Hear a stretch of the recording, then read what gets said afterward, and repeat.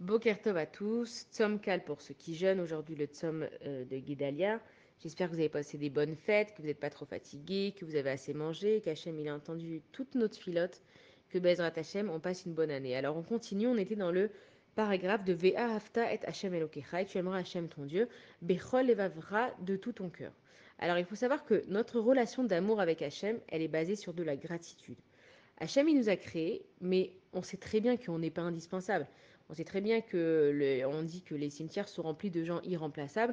On sait très bien que si on n'est pas là, le monde il continue à tourner. Donc ça veut dire que le monde il a existé avant nous, le monde il existe avec nous, et le monde il existera après nous. Et que si Hachem il a pris le temps de me faire venir au monde avec ce physique-là, avec ces particularités-là, avec ce don, avec ces manques, dans cette famille, de cette façon, c'est que Hachem, il sait que j'existe et il s'est investi en moi. Hachem, il m'écoute quand je lui parle et que c'est complètement de l'amour gratuit de la part d'Hachem de m'avoir créé pour me donner l'opportunité de faire des mitzvot sur terre pour avoir accès plus tard au Olam Haba et dans ce monde aussi pour avoir accès à une belle vie.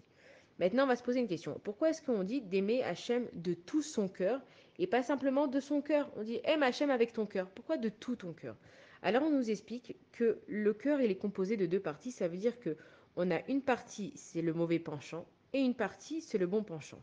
Donc, comment on sert Hachem avec les deux parties de notre cœur?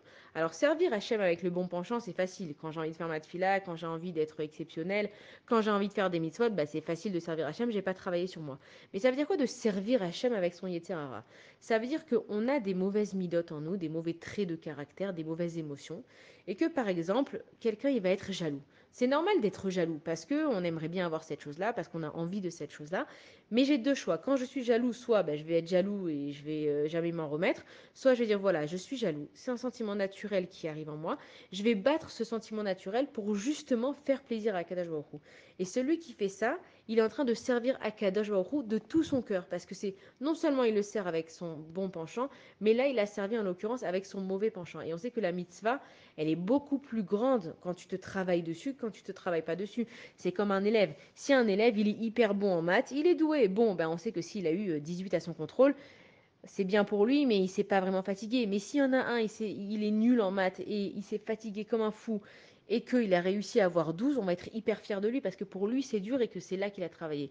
Et donc quand on nous dit Ve'afta et Hashem elokra bechol levavecha, ça veut dire que il faut se dire, on sait qu'on a des mauvais penchants, des mauvaises midotes, mais grâce à ça, on va réussir à devenir encore plus proche d'Hachem et de le servir de la meilleure façon.